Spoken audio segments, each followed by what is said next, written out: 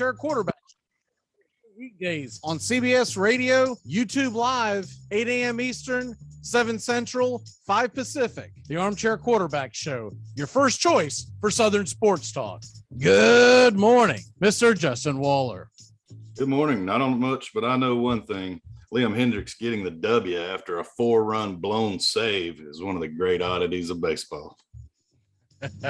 Hi, I'm back again. I don't know much, but I know one thing. You didn't get goosebumps during that game last night. You're dead, and you're dead to me. You're listening to the Armchair Quarterbacks.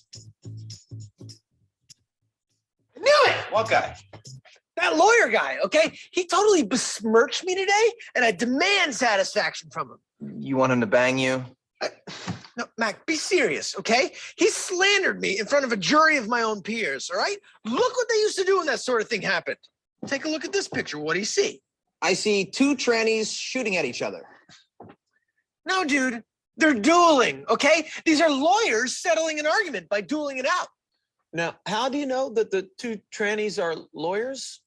Because it's an old book, okay? I don't have to explain everything to you about what I know. I'm trying to get satisfied from this dude, and you're trying to... I'm getting satisfied. I don't care. Armchair.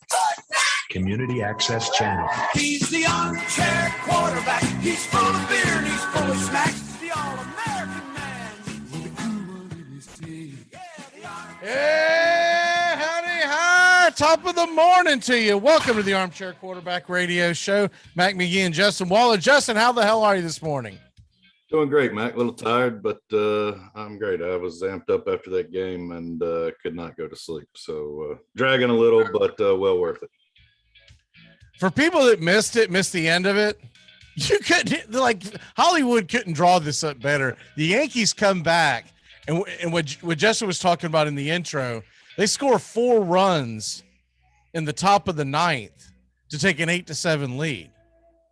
Zach Britton comes in to close the game, and Tim Anderson hits a 2-run walk-off job into the cornfield with fireworks exploding, which shocked the hell. I did not know that was going to happen. I had no idea that they were going to these fireworks.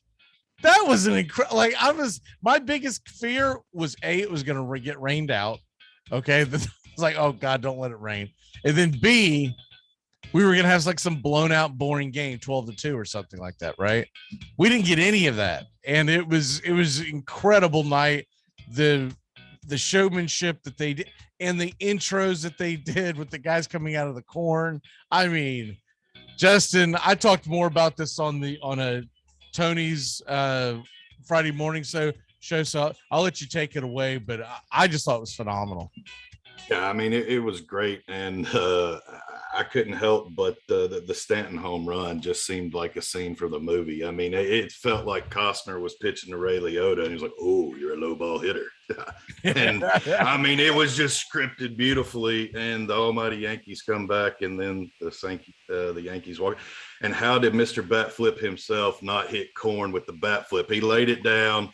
That one shocked me. I did not expect that, but a phenomenal game. I hope this becomes a tradition. I know that it was mentioned on the broadcast last night because the Braves ever make it, Armchair Nation, that's a road trip, buddy. You can write that down.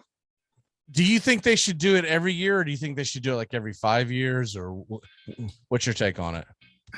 I'd like to see it rotate around and let some teams play in it. I think this is just a sight, and let those fan bases have do it every opportunity. Year. I'm on the fence because my only concern is that people would not look forward to it. But at the same token, I kind of get why you would want to do this every year.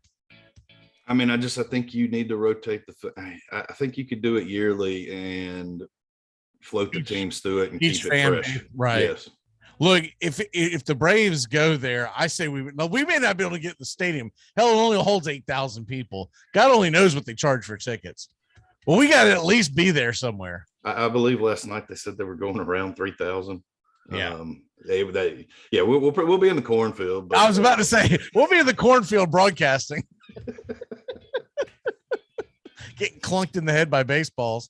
I heard that Zach Britton, a couple of the other guys, got lost in the cornfield maze. They had to come get them. Now that's funny. That's some funny stuff, man. This is on the New York Morning Show, and the guys are like, they should have just left him out there.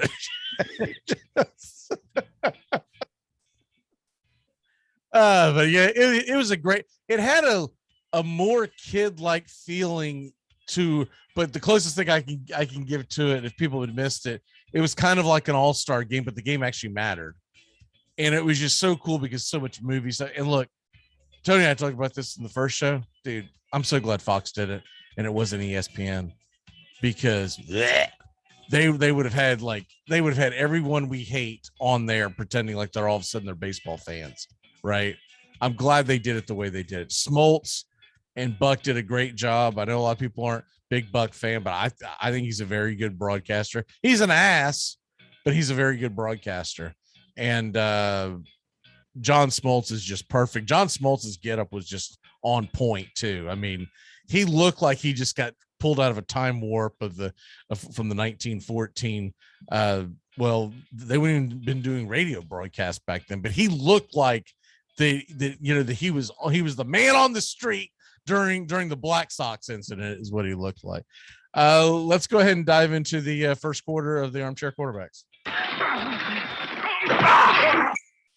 All right, so speaking of baseball, man, so you ain't been on in a hot minute. We were in first place, and then we just can't have nice things. What a disaster of a game that was. The only good part about that was, had it been a close game, I would have been engulfed into that during the beginning of the Field of Dreams. Man, the Braves made sure that I didn't give two damns about what was going on in that game by the time first pitch was thrown over in the Field of Dreams game. So I just look at it. It was a bad game, whatever, move on. Terrible job by Mueller, and we'll see what happens going forward. I'd say he's going to lose his job is what's going to happen, because they can't afford that when you've got Ian Anderson coming back and you've got Enoa coming back. He pretty much just kept the seat warm. I think going forward down the road, he's got great expectations, but I don't see him being in the starting rotation unless there's another major injury. But the big picture of this is that the Braves are just one game out of first place going into the weekend. And that, coupled with the fact that they've got a pretty easy schedule coming up, so they've got a chance to make headway. What say you on the heartbeat of Braves Nation? Adam Duvall, baby. I think it's good that you're going into a series with the Nationals. I was trying to pull up the Phillies. I don't have it in front of me. I'll see who they're going head to head with. The Phillies are going to take their turn with the Reds, and it will be in Philadelphia. Okay. Either way, I like the matchup there. It's a little bit tougher. So, hopefully you handle your business against Washington. You can come out of this series at least tied. I think it's what you're looking for. Getting the rotation back and strong, I think, is the biggest issue there. You look at the run differential across this division. I mean, Atlanta's the only one plus 59 just leading the top. So by the way, the Mets, they're hosting the Dodgers. That's bad enough as it is. They're going to face Bueller, Urias, and who was the other one? Because I saw it yesterday and I tweeted it out. But it's a three-headed monster. Kershaw's on the IL.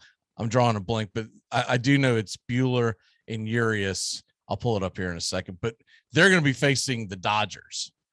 So they've got a chance to make up ground this weekend, because the Reds tonight, they have Tyler Mahle going to the mound, and then Urias is going to the mound for the Dodgers. Tomorrow, Luis Castillo, who's actually pitched pretty well. Now, he got bombed the other day, but he's pitched really well. They'll face Luis Castillo, Tyler Mahle. It's going to be Bueller. And then on Sunday, by the way, while this is going on, we have Morton and Max Fried on the mound and Drew Smiley. And then they'll face Sonny Gray versus Aaron Nola. So they're going to face the three best pitchers of Cincinnati, and the Mets, Dodgers. I bet it's a Sunday night game. I bet that's what. Oh, that's a Scherzer. That's why I couldn't think of it. Yeah. So they're facing their 3 best pitchers. So I don't think the Mets will win that series. I don't think Philly will win their series. The Braves can win their series. They'll be in first place come Monday. That will be nice. Now, can they retain it this time and just walk it off the remainder of the season? Or they're just going to test our tickers and see if we can survive? I think it's going to be a dogfight with Philadelphia. If you look at Philadelphia's schedule, it's pretty easy. They've got an easy schedule coming up. Famously, we've talked about the Mets schedule being very difficult over the next couple of weeks, so we won't go into that. But looking at Philadelphia's schedule, they get the Diamondbacks next. Then they do go to the Padres, who really aren't playing that well. They are going to have to play it's only 2 games with the Rays. And then they get the Diamondbacks again at home. Then they're going to be at the Nationals. We all know that the Nationals are now just a glorified AAA team. The Mets swept them. That's what you're supposed to do. The Braves shouldn't be losing games to the Nationals, but you get one good pitching performance and who the hell knows what's going to happen. But after that, into September, they play the Marlins. They do have to go to the Brewers. They play the Rockies. They play the Cubs. They get the Orioles, the Pirates. They do have to play the Mets in the middle, but that's an easy stretch. And then they will finish at the Braves and at the Marlins. So they've got a pretty easy schedule down the stretch. When they play the Brewers, and strangely enough, when they're playing the Mets, we're probably pulling for the Mets because I think the Mets are going to fall off. Yeah, I think absolutely, and that's a cupcake West Coast swing they have remaining. It is very favorable. So I mean, you need some good fortune, but it's like you said, the Braves just have to handle their business. You have to sweep the Nationals. I mean, it's that time of year where it's not about winning series anymore. If you're going to, you at least have to win the series. We damn sure can't come in here Monday morning and they've lost 2 or 3. But I mean, winning a series against the Nationals is a loss in my mind at this point in the season. But Major League Baseball, it is difficult to expect to sweep no matter who the hell you're playing. So that's the only caveat that I'll throw with that is I do expect them to win every game this weekend because they have the pitching matchup. It's not like they have Scherzer or Strasburg anymore. If the Atlanta Bats do what they should do, they should put plenty of runs out there.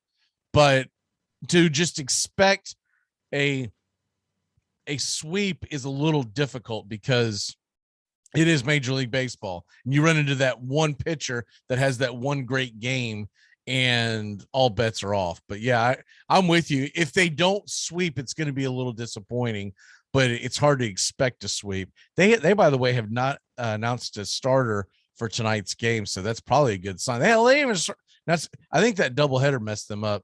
They haven't announced a starter for anyone this weekend. So hopefully that doesn't mean Strasburg's coming back. Surprise. Oh man. I do believe Corbin is supposed to pitch sometime this weekend, but he has not been good. Other quick things that I wanted to lay out to you. The team that needs to be worried, and they have a 4.5 game lead, but the team that needs to be worried right now is the San Diego Padres, because I think we've all believed that it was a foregone conclusion that they would absolutely positively run away with it, with the second wild card. They have a daunting schedule coming up, and see who are they playing this weekend? They're playing at the Diamondbacks, but they only have about a 4.5. I think it's a 4.5. Hell, it might be down to 4 or 3.5 this morning because the Reds did win. But hell, the Reds are 3.5 back. It is 3.5. I did not know that Arizona pounded them last night. So here we go. Is there something wrong with Darvish? No. Okay. He just got bombed. All right. So I was looking at this yesterday. I just wanted to throw this out at you because I had not paid attention to the Padres schedule, but listen to this junk. Okay. So we're at this weekend. They're at the next calendar week, they damn near need to win 6 straight. They're at the D-backs and at the Rockies, right? They're then going to go home, but they're at home against Philly and the Dodgers. They do get a little bit of a break at the end of September, or excuse me, August, with at the Angels and at the D-backs, but it was the September schedule that I looked at yesterday. Listen to this. I wouldn't wish this on my worst enemy. You start off with the Astros. They get the Angels, but they only get to play in 2 games. At the Dodgers, at the Giants for 4, at the Cardinals. You know they won't give up, and it's in St. Louis. They'll come home. Oh, thank God, finally. At home against the Giants, 3.5 games with the Braves because they have to play that suspended game. And then they're going to finish the season off at the Dodgers and at the Giants. Now, the optimist would say, hey, we control our own destiny.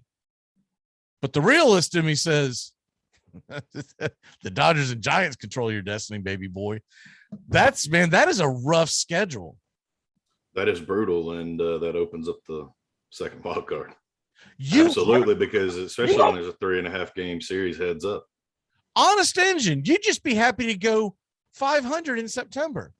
And that might get you got, because I don't have the Reds in front of me, but there's got to be some Pirates and Cubs laid into their schedule because of the division. So the Reds are not dead, y'all. And when they made the trades, I didn't understand it. I said at the time, like, why are they making these trades? They're swinging at the fence for the wild card. That doesn't make sense. They must be thinking they can get they had their eyes on that damn wild card. They all sat in that room and go, dude, look at what the hell San Diego's got to play. So it's not over. And that would be wild if the Padres collapse. And another reason why they are trying to rush back Tatis to have him play center field, because there's talks of that, because they figure he won't have to use his arm as much. I find that little strange. We're going to save your arm by playing center field. What's going to happen the first game? There's going to be like 6 plays at the plate where he's having to throw. Every third base coach is going to go all around Washington on him and just send him. Hell, even if he throws you out, he's eventually going to throw his arm out.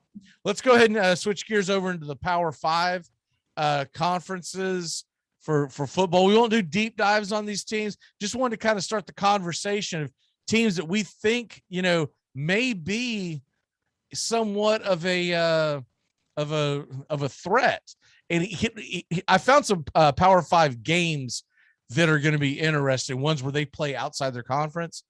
Michigan State is that Michigan State or is that Mississippi State? That must be Mississippi State. They're going to play Memphis. So that's intriguing, although Memphis hasn't been that great recently. But Liberty's playing Ole Miss this year. Central Michigan will play Missouri. Georgia State will play Auburn. We all know what they can do. And Troy, which I'll be honest with you, people snooze on Troy. Troy, this is a game Troy could win. I think we might see some Power 5s pull the upsets. Does it mean they're going to go undefeated and get in a playoff? No, they'll probably won't vote for them or whatever. But what say you on the Power 5s? That only a true friend would drop the Georgia State nugget on a Tennessee fan this morning. I mean, that's a gem right there. I mean, maybe Florida State has a chance to make it to a non-Power 5. I mean, they're rebuilding, coming back.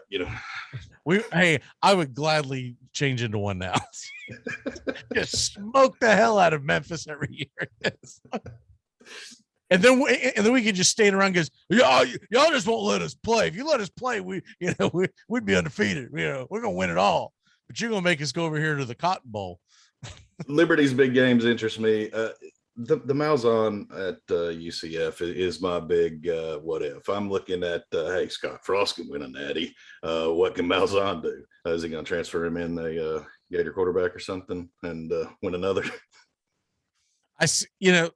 The coaches poll came out this week. I don't know if you saw that or not, but Coastal Carolina is starting the season at number 24. So I think that's the only non-Power 5 that I see starting.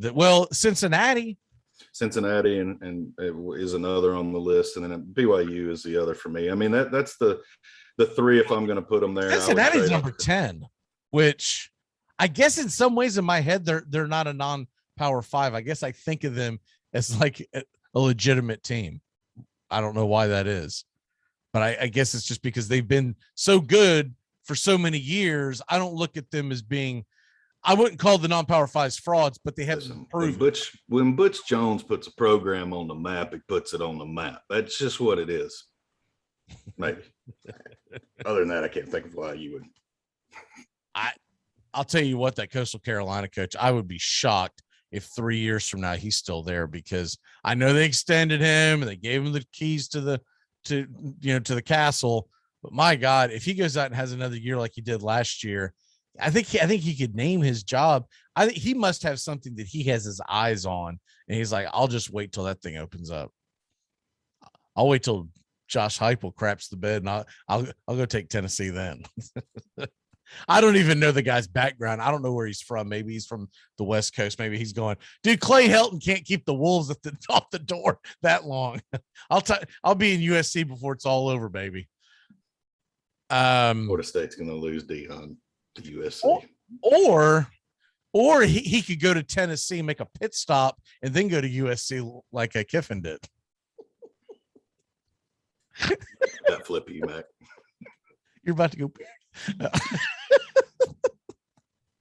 But seriously, of all the Cincinnati to me is the only team that could realistically make that run. Maybe Coastal Carolina, but I don't think they have the brand to get the votes. Do you? They don't. I don't think they've had.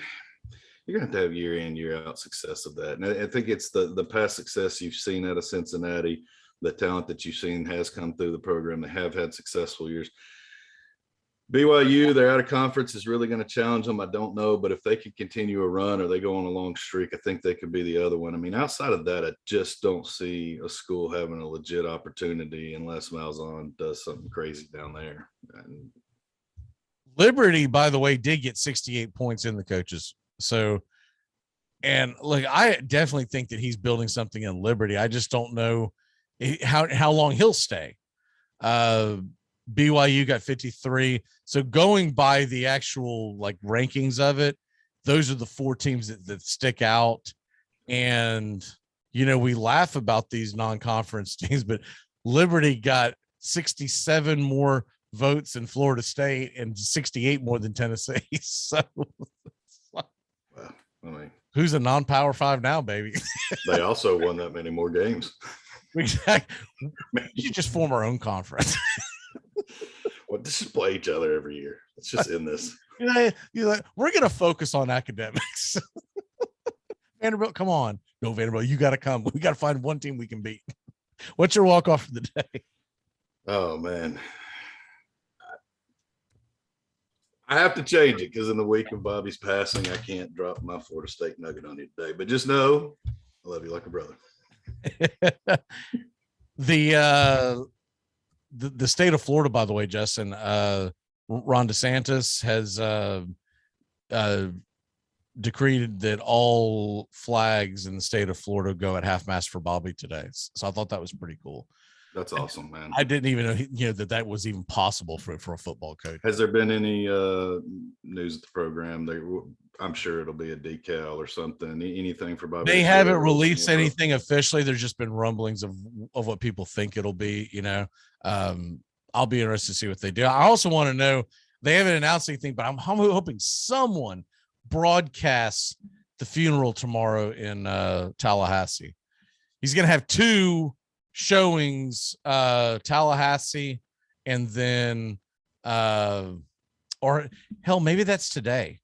Okay, yeah, it is. It's today and then Sunday in Samford, his first college. So I don't know. I'm hoping ACC Network will pick it up, because all they got to do is dial into an ABC feed that's in that area and go, we don't need to see the 7th rerun of Pittsburgh Boston College this summer. All right, brother, we will see you on Monday, and hopefully we're sitting in first place. By the way, I meant to mention this, and I got sidetracked. This right here is the trophy that everyone's going to be playing for on that Wednesday morning draft that you're in. your name will go up here like the Stanley Cup, and then whoever wins will also get an individual trophy.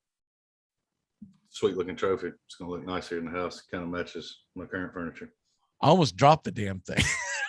I didn't expect it to be so awkward and heavy. All right, brother. We'll see you. See you guys. We'll be back in a flash show on the Armchair Quarterbacks. Matt Carr is on the way, and we're gonna talk about things he doesn't know about. We'll be back in a flash on the Armchair Quarterbacks. It's not what he said, you ignorant wretch. Spanish is worse than English. The Armchair Quarterback Show, talking about things that'll piss you off, things that'll make you think, things that'll make you laugh, things all throughout the sports world. The Armchair Quarterback Show, weekdays, drive time, talking about things. Like a kiss in the dark. Do you want to lose 18 pounds fast and improve your health? Now you can lose up to 18 pounds in your first 2 months with Nutrisystem. Get delicious breakfasts, lunches, dinners, even snacks and shakes delivered safely to your door. All delivered for free. It's easy to follow, and you'll see results in your first week. Just text BURN to 323232. You'll get your favorite foods made healthier and perfectly balanced to put your body in fat burning mode. Text BURN to 323232 right now and get 50% off a month of meals and shakes. That's right, 50% off a month of meals and 50% off a month of shakes with probiotics to help support your immune system. Just text BURN to 323232 right now. There's even a money-back guarantee. Millions of people have lost weight with Nutrisystem, and you can too. Lose up to 18 pounds in your first 2 months. Just text BURN to 323232. That's BURN to 323232. Texting privacy policy and terms and conditions posted at textplan.us. Texting enrolls for recurring automated text marketing messages. Message and data rates may apply. Reply stop to opt out. Randy Moss has caught 3 touchdown passes. What a performance. I didn't even see the ball. I didn't. The sun coming down that way. I seen a black spot at the last minute. So it was either a ball or a bird. So catch the black spot. CBS Sports Radio, your home for all things sports 24 hours a day, 7 days a week, coast to coast. Great sports talk expected here. CBS Sports Radio. Take me out to the ball game. Take me out with the crowd. You're listening to the Armchair Quarterbacks. Find us on Facebook today.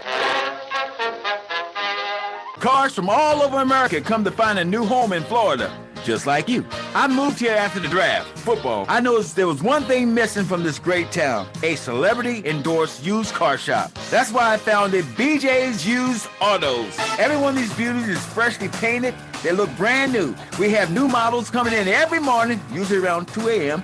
We can get you anything. And if you see a car of your dreams, tell us. We can acquire it for you. I've taken the skills I've learned as a pro football player to the used car business. Smash, grab, and run like hell. I'm tackling low prices with hot cars.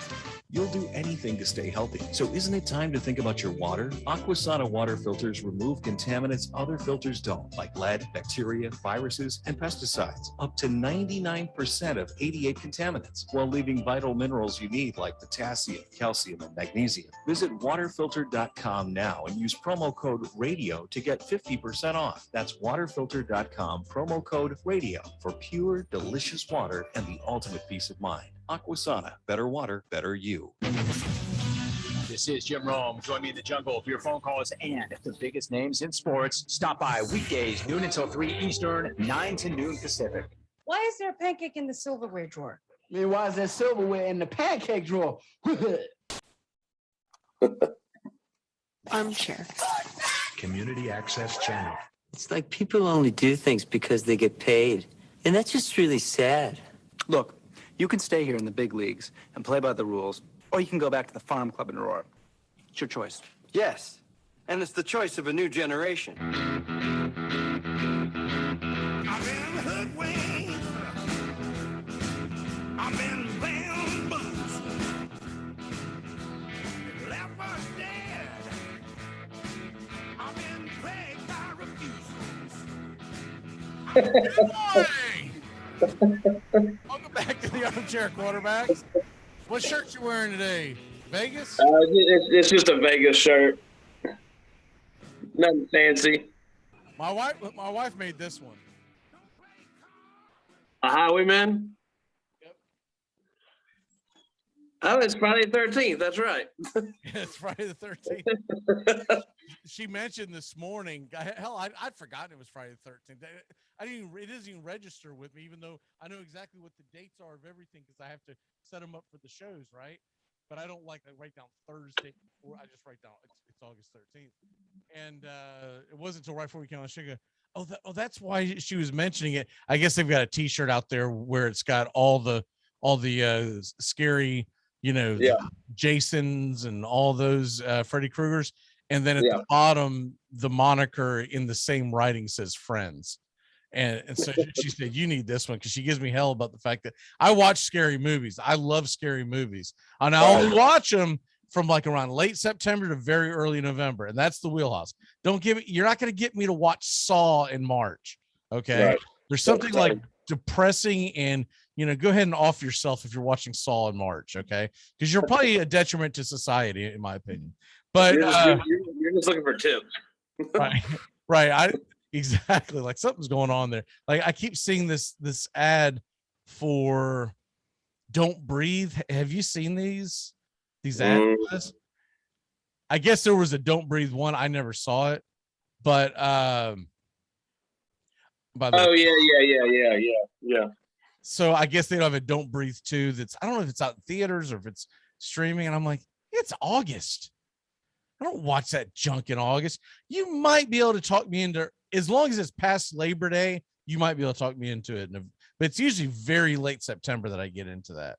Like it can't be 89 degrees, feeling like 99 outside and go, let's get into some fall classics. Yes, no. No, sir. I always watch at least one or two of the Halloweens, and I always watch one of the Jason flicks because they're really bad, but I always watch at least one. And it's always just me and my dog. We just sit there and watch it together. But yeah, Ashley's not a scary movie person, so it's kind of hard to watch scary movies. So that's gonna be. I have a feeling that's gonna be one thing that one of me and the daughters will bond on. You got to get one of them into it, right? Yeah. and then really give them daddy issues, right? Right. Why are you into these horror flicks? Well, my dad used to watch them. As she's sitting on the couch somewhere with a therapist going, as you sit behind glass. What in the hell did your dad do to you? Well, it all started with Friday the 13th. Exactly. But all right, so Friday the 13th is here. Do you believe in it? I mean, I don't believe in that superstitious. No. I realistically feel like it's just the movie. It's just Friday the 13th as a movie. I don't feel like there's anything else to it. No, I don't like it if there's like a full moon and all that going on Friday the 13th. Then I'm like, okay, something's bound to give. There was a Friday the 13th last summer during the riots that had a full moon. I was like, I am not going outside. I'm bunkering in. I won't even go into my backyard. Might be a sniper out there, Right. But for the most part, I don't, and I don't watch Friday the 13th movie just because it's Friday the 13th. If it's in the fall, sure, but it can't be past once we hit Thanksgiving. I'm in Christmas movie mode. So right. By the way, Tony mentioned this, which it makes sense. I just didn't think about it. That Florida State's going to be practicing at North Florida here in Jacksonville this weekend because the stadium and all the facilities are being tied up for the Bobby Bowden.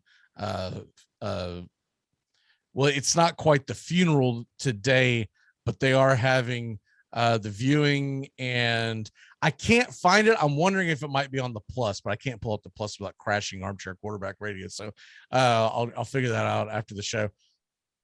11 a.m. as they said is when the service is going to begin. Somebody's going to be televising it. I just got to find a way to watch it.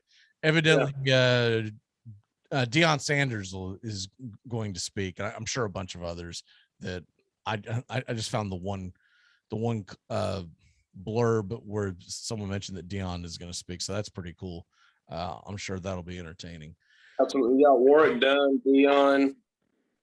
Like I said, a lot of there's endless people from Florida State will be talking. I bet. Yeah, I would think that's going to go on for quite some time. I'm hoping I can get it on some kind of device, even if I have to watch the replay on YouTube or whatever. Okay, so going on from that, Field of Dreams game was last night. Did you get a chance to watch it? I had it on for a little while. That's just a cool setup, man.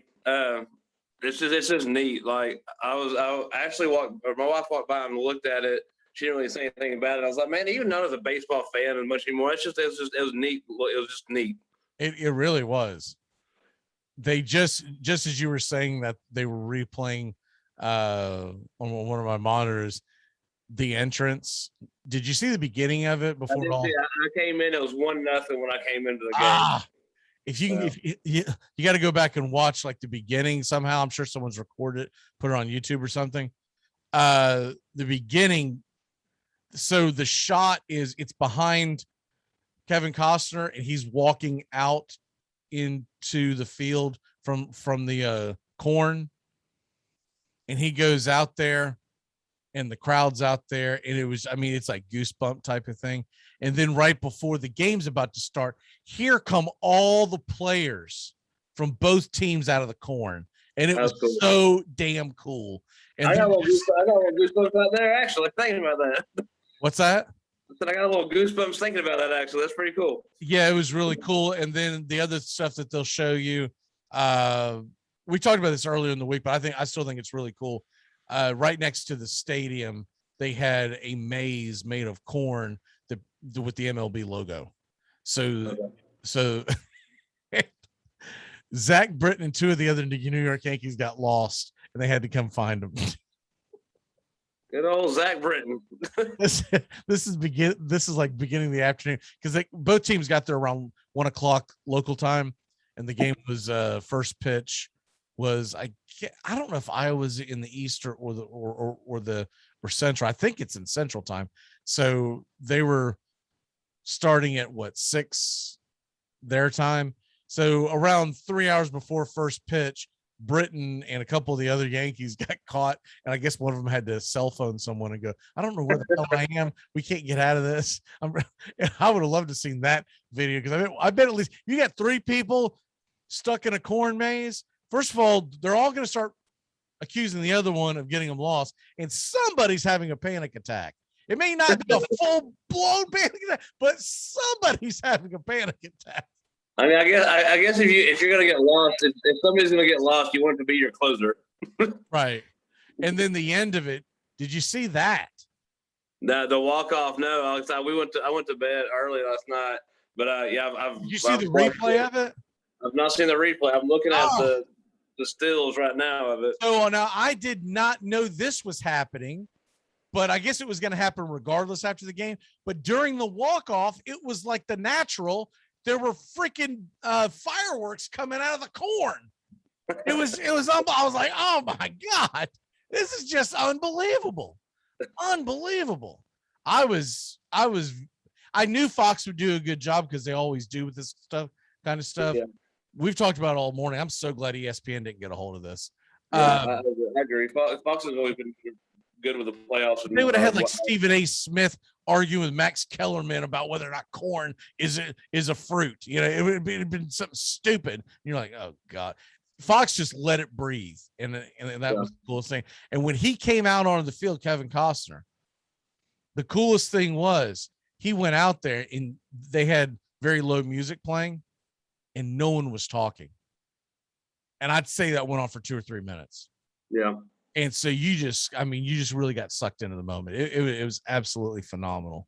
I did see Smoltz when it was just flashing back, showing him throwing some warm-up pictures, and that kid going into the cornfield on him. That's funny. So preseason football begins for the Tennessee Titans tonight. Are you excited?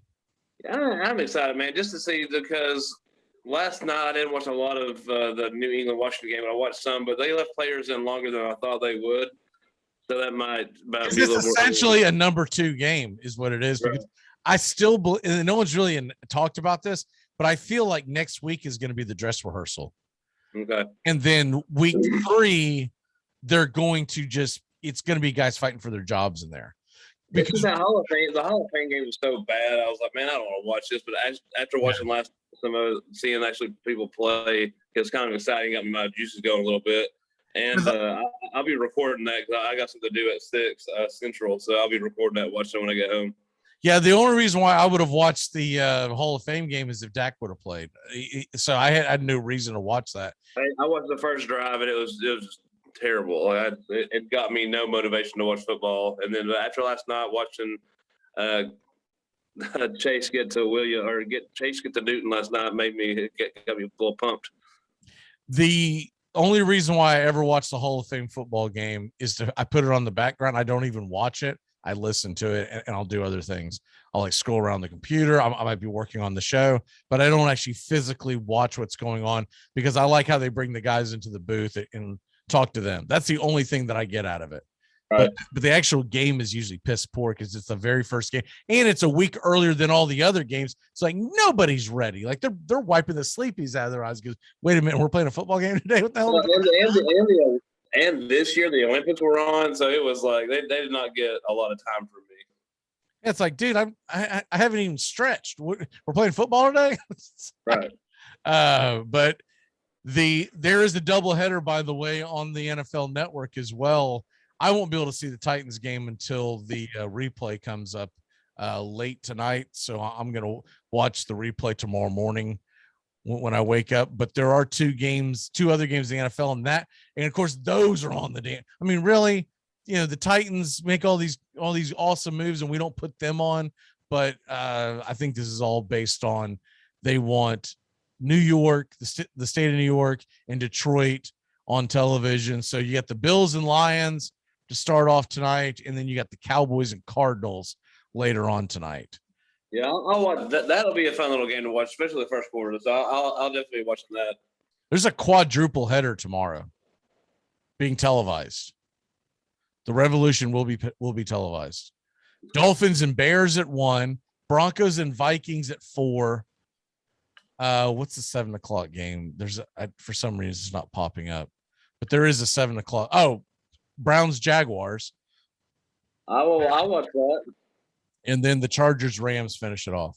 Yeah, I'll watch that Jags. I'll have some eyes on Jags this year. Yeah, I'm recording the Jags game because we got a sick puppy that we got to get to the vet. And they can only see him tomorrow night. So, but I am going to watch that as soon as I get home. I just want to see what Jacksonville looks like. I want to see, what the offenses look like. I'm not that concerned about whether or not Trevor Lawrence is going to be good. I'm more interested in see what does the rest of the offense look like. And the rest of these, like I record them all off the NFL Network, when they rerun them. And then I just literally just go to the spots that I want to look at. I watched both the games today, and I was impressed by Mac Jones. Yeah. Cam Newton looks like crap again. Yeah. And as far as the Steelers, Jalen Hurts looks wildly inaccurate as he did last year. And I got nothing out of the actual Steelers because Ben Roethlisberger didn't play. So that's kind of where I'm at with that. You can't do too much of a deep dive on any of these games. I'm looking more for fantasy football purposes. Right. And they're interviewing him on ESPN right now, like he hung the moon, Jalen Hurts. It's like they're making a big deal. He's averaged 13.3 yards per pass attempt against the Steelers. The NFL average is only 7. He went 3 of 7. Okay, shut the hell up, ESPN. That's all I got for that. All right. Well, I think you're not even talking about the main story. Joe Flacco, 10 of 17, 178 yards. Yeah. That to me, I talked about that on the Take Me Out to the Ball game this morning. Man, that shocked the hell out of me. Right. I mean, I watched a little bit of the game, but I was like, damn, Flacco. It wasn't the fact that he played well, is the fact that he played that much. Right. You better watch your back there, old Jalen Hurts. And all these people who are like loving Jalen Hurts, you better be a little reserved who are out there wanting to draft him so early. Because I'm seeing him going fairly early in these mock drafts and whatnot. higher than I would be willing. And I think it's because it's the imagination gets to you. Oh, dude, what if he can't? Because he can run so good. And what if he can? But the problem is he doesn't. And these NFL defenses know this. And the NFL defenses are going to force him to. The NFL defenses don't let you do what you want to do. They make you do what you don't want to do. Right. I'm pulling for Hurts because he's fun to watch, but man, I'm telling you right now, I'd be very cautious about Jalen Hurts. All right, before we have to run on out of here, what are your top 5 baseball movies of all time? I meant to do that right after Field of Dreams, and then I got sidetracked. Number 1 is, and you're going to judge me on it, all these, so it don't matter.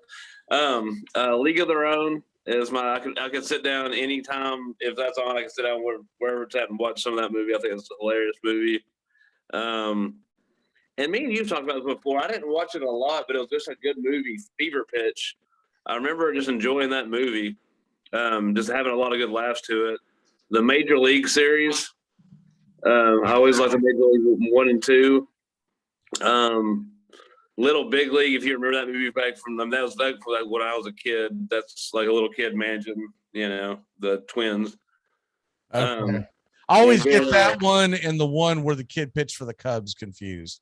Because I like that was my era too. Which you hate that movie, I know you do. Well, it's because I was an adult by the time those movies came out. So I watched the Cubs one last pandemic, not this pandemic, but the last pandemic. So rookie of the year, and then Bull Durham. Yeah, and Bull Durham last. So my favorite, obviously, is Field of Dreams, and it sits in a class by itself because of the way the movie captures our imagination. That's why it's my favorite. And so I almost have to set it off to the side because it's really not a baseball movie. It's a movie about family. It's really what it's about. But they do a great job of, and then you get your imagination, man, wouldn't it be cool if you could go back in time? And so that's kind of what that article that I wrote yesterday was about the Field of Dreams. Thanks again to all the people who read it and have really enjoyed it and let me know that they enjoyed it. It means a lot to me. But and plus you just like Ray Liotta. Well, I don't know if you've actually read the article or not, but it's not what you would expect. We'll just put it that way. But my all-time favorite movie outside of that, baseball-wise, is 61. 61 was so phenomenal. It was done so well, and it was a real story. And so if you haven't watched 61, like stop what you're doing today, quit your job, and go home and we'll watch 61. Are you talking about 61 from like 5 years ago? No, 61 was made around 20 years ago. It was made by HBO. Billy Crystal directed it. It's phenomenal. Phenomenal. Okay. One of the guys that's in your superhero movies was in that. One of your Batman movies. He played Mickey Mantle in the movie. It's phenomenal. It's absolutely phenomenal. I think it goes under the radar because it wasn't released in theaters. It was an HBO movie. It was one of the first ones they did, but it was so good. And this just I can't talk about it enough. It was just phenomenal. Yeah, I'll check it out, man. I've not seen that. For Love of the Game is up there for me because once again, it's more about his entire career. It's very sentimental. So I'm always a sucker for this. So you'll notice the theme with this. I loved Bull Durham as well. I got to put that in my top 5 because it's great one-liners. It's funny. So I'm not big on the Major League movies. They're very shticky, right, and they're goofy and they're corny. It would probably be in my top 10, but you start running out of movies when you start talking about. And when I started looking at, when you said 5 baseball movies, I was like, man, I can't do that. And I started just researching. I was like, holy crap, there's a lot of good baseball movies. It's the best sport they've ever made movies for because it leads itself to it. Not only is there so much more history that you can play with off of it, like Field of Dreams, like 8 Men Out, all that stuff, but it's also because the sport itself in a movie setting is cinematography gold. And then also you also have the breaks in the action. Like when you watch Rudy's great, but then you don't get a lot of actual football action because it's too hard to film, and then baseball's always lend itself because of the breaks in the action. League of Their Own, I would definitely put that up there. But if I'm filling out a top 10, you got to have 8 Men Out there. That's just a great movie. If you don't know the story of the 8 Men Out, it's something that you want to learn. Fever Pitch, I would definitely put Fever Pitch in there. And like I said, at the very bottom, because they're corny and goofy, but I do like Summer Catch, and I do like Major League, and then Summer Catch is funny, man. Yeah. And Fever Pitch as well. The one Fever Pitch, I watched at every spring training just because it's just him going down there acting like a jackass. But there you have that. It's time to turn back time, get the hell on out of here. As we're getting ready for, man, I'll tell you what, in a couple of weekends, we're gonna be getting ready to clash. We're just a couple of weekends. You better start stretching that liver out, son. I don't think I'm getting down to the 200 I promised earlier. You better start stretching out that liver. It's about to get ugly. All right, time to turn back time here on the Armchair Quarterbacks on a football Friday. And it's actual football being played on Friday. We haven't said that in a while.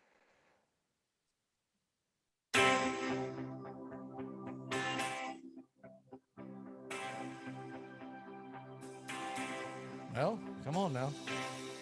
My computer froze. So we may not be doing turn back time. On this date in 1932, Yankee pitcher Red Ruffing homers and wins a game 1-0 tying. And I don't know why everything is frozen up on it, but it is frozen up. And what is your walk-off for the day? Got a big fan. It's supposed to rain all weekend, so I'll probably just be relaxing at the house. So if there's anything good, I might watch 61, man, because I looked it up. It's people I know, and obviously I know Billy Crystal and Hank Steinberg, the writer. So I might sit back and watch that this weekend, man, on a rainy day. Phenomenal. Like, and get the Kleenex ready.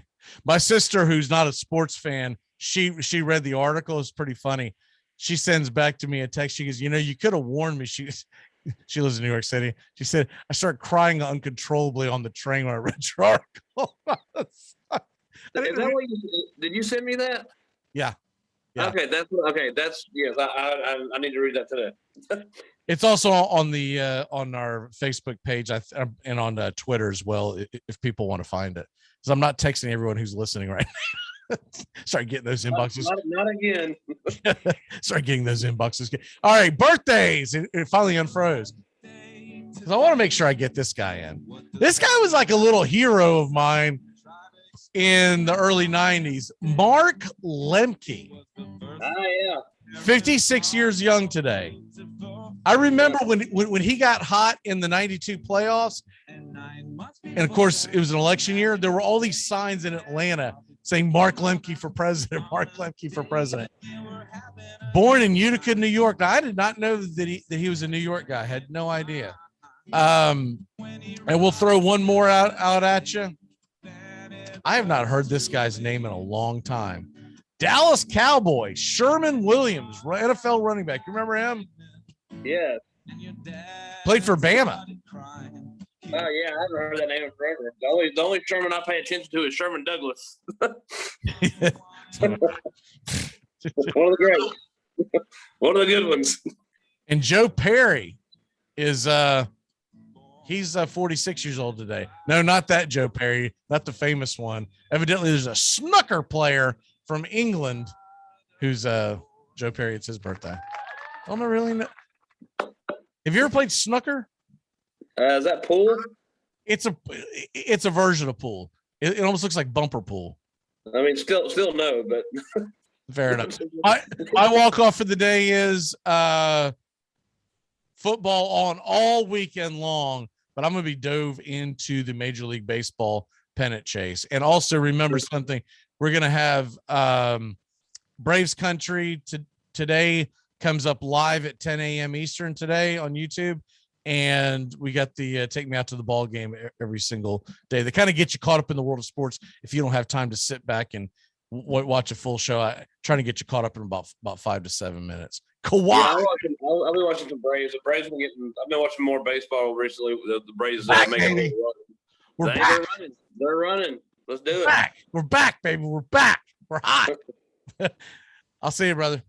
Later, bro. We'll see you on next Friday, and we'll see everyone else tomorrow, 10 a.m. Eastern. We're going to be doing the handicappers. Have a great weekend. It's Friday, working stiffs. Everybody.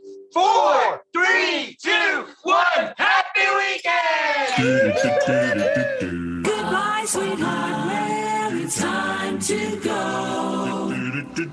We're back tomorrow with another show. Well, unless we're fired, we'll talk to you then. Goodbye, sweetheart. Goodbye. Goodbye. Guys and gals, it's time to go. We'll see you on the next show. Same bat time, same bat channel.